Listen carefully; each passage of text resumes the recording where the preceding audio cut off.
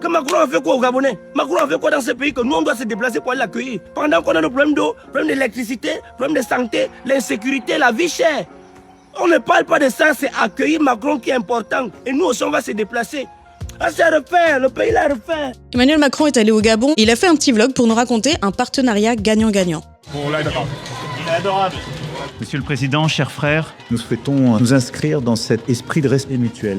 Et j'ai pu tout à l'heure à vos côtés sentir la chaleur de l'accueil des Gabonaises et des Gabonais qui m'a profondément touché. Et après ces 2 ans de transition démocratique, vous allez ouvrir au fond complètement cette page du nouveau Gabon avec, je le sais, volontarisme, vision et responsabilité. Sachez une chose, la France sera là, à sa juste place. C'est-à-dire celle d'un ami qui veut vous aider à réussir avec esprit de respect, considération et en partageant votre ambition.